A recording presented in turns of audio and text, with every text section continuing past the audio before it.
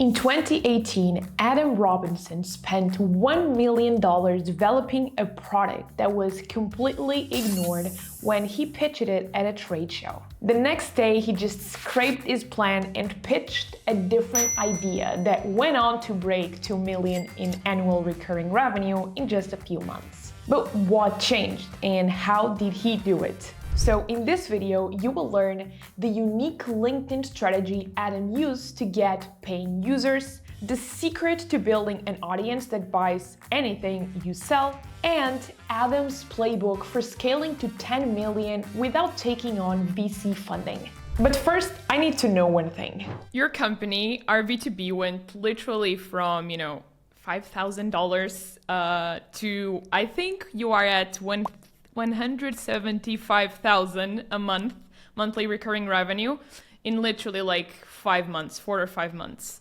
Bootstrapped with a very lean team. How did that even happen? Every overnight success is 10 years in the making, right? So that's how. It's, I would say, kind of misleading to just say it was 5 months because, I had spent a year building audience on LinkedIn and getting very good at creating content for kind of like a tangential audience like e-commerce stores.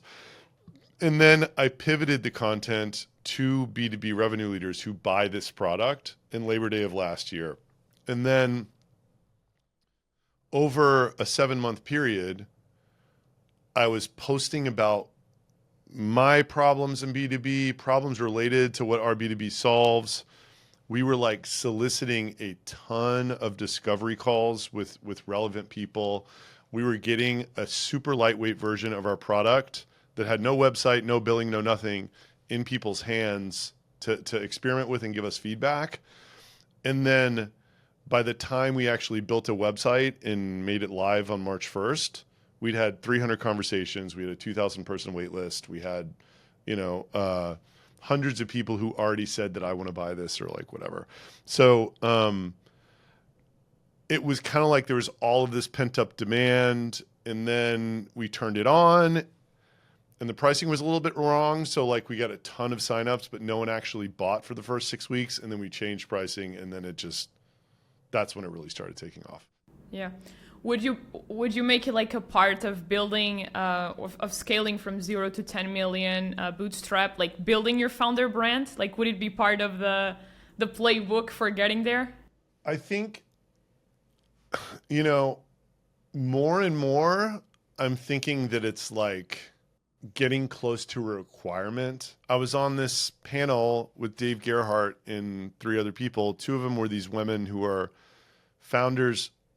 They weren't selling sales tech. They weren't selling anything like that. So one of them was selling parental leave management SaaS, and the other one was selling like online to offline data bridging for e-commerce stores. Like they're not selling to salespeople or marketers, right? So, and 80% of their pipeline was founder brand content on LinkedIn. I think a few things could happen. Like number one, more personas could appear on LinkedIn to make the founder brand story more effective, even if you're not in this perfect alignment that I have, and I think another thing that could happen, which is like kind of a bigger idea, is that it is so effective having the alignment that products get created to be distributed through that alignment. Does that make sense? So like if the argument to founder brand and freemium is that you could never sell an enterprise product that way, well, maybe the products that grow are only products that actually do fit through this distribution mechanism, because the old distribution mechanism that created the old product landscape, it doesn't really work anymore. If you were to start a new SaaS company, like no product, no idea, no team from scratch, like do you think that with your existing audience, like you would be able to launch a successful SaaS company using your audience? Without 100%. like anything built. Yeah. These days, I might build an audience first. That's kind of what we did with our B2B product.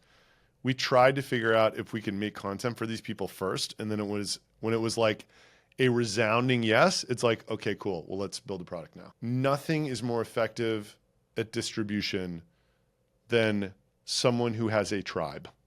Like there is no more effective vehicle. As Russell Brunson would say, if people are willing to pay you for advice, you can sell them anything and as much of it as you want, right? So LinkedIn is just a vehicle to create that in the B2B world, which wasn't really as effective 5 years ago as it is today, I don't think. So long-winded answer, I think that it's part of it.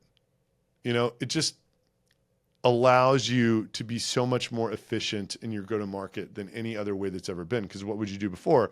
Big staff, paid ads, BDRs, the whole thing. Whereas like this one mechanism does all that for you over a longer period of time, right? Through this trust building, human-human connection, like whatever else. It's just way less people, way less, it's way lighter, and more reach at the same time. Yeah, because something that I've noticed is you've been doing video like for a long time on LinkedIn, which I would say like is still the least popular format on the platform. Like, why did you start with video in the first place? Because I also believe that it's super valuable because, again, like not those many people are doing it, but you still do, and you started early. Like, why do you think video is so important on the platform?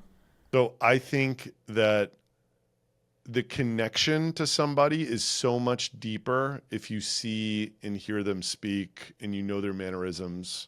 When you meet them in a real setting, it will be magical. Whereas like if it's just text, it's like slightly different, like you just don't feel like you know that person as well.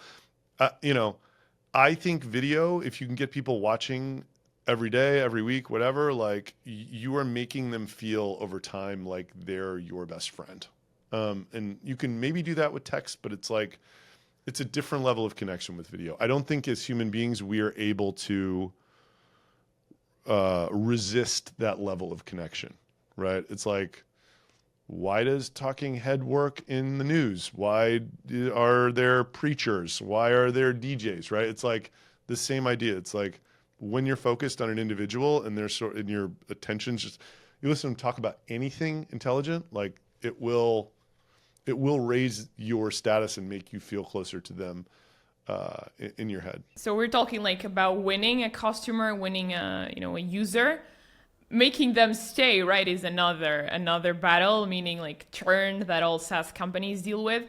Yeah. So it's something that I've been thinking about. Like, do you see your content actually making it less likely that someone will churn from your company, from your SaaS platform? I think how it is our business now, the answer is probably no. And by the way, our churn is super high. It's always super high in the beginning.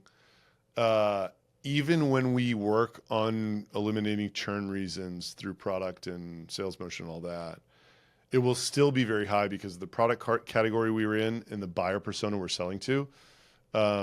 It's just a high churn buyer persona, high churn product category. This sounds crazy, but I'm going to try to like create a movement around bootstrapping 10 million ARR and have a bit like a much larger content and community play than we're doing just on LinkedIn, and like basically get people to sort of participate in a community and coaching and like edu products that help them rung up the startup ladder. And bundling all that with our B2B, the product changes from being an identity product that's used to generate leads to I'm joining this community to get to the next rung on the startup ladder. And I think that's a very low churn use case if we can deliver on that promise. And the software just happens to be something they use in doing that, right? So again, pipe dream, this guy Russell Brunson did it in a company called ClickFunnels, exactly this. And he did have the low churn landing page builder when everybody else was super high churn. But he was also able to deliver on the promises he was making. So like, if we can find a way to help startup founders at scale move closer to this goal of bootstrapping 10 million ARR, which I think is like the promised land for, it should be the goal and not a unicorn founder, then we can do it. If not, we'll be in the paradigm we are now. Besides, so you're doing content, you're doing engagement. I also know you're a big fan of the inbound, outbound motion. Like, can you explain what that is for people who are not familiar with the concept? I have believed that outbound, as we know it, meaning just like cold email, using a list from Apollo, using sequencing tools like that, it used to really work. And every year over the last 10 years, it's worked less and less. And now I think more and more people are coming around the fact that it's just dead. And I think the problem is response rates are really bad because so much volume's going out and spam filters have like clamped down. And the issue is it just doesn't work anymore. So what do you do to grow your business if this obvious tactic, which was pretty straightforward, the playbook, doesn't really work? Like, people need to learn about your thing from something else. And I think the most effective vehicle is through, personal brand, you telling your story, right? As the founder, because it's interesting and there are more platforms for you to communicate that story on. So for me, it's like I'm doing just tons of guest slots. I have my own weekly show, and then LinkedIn is a discovery platform as well, right? Like, you just telling your own story over time will make people aware of your brand. All of that, there's like a visit my website link under your LinkedIn profile, right? So if you can just do stuff in the digital and real world to drive traffic back to your site, traditional inbound marketing is you have a demo form and they fill out the form, and that's your whole motion. Problem is, that's only 1% of people. Identity tools let you get another 20 to 30%.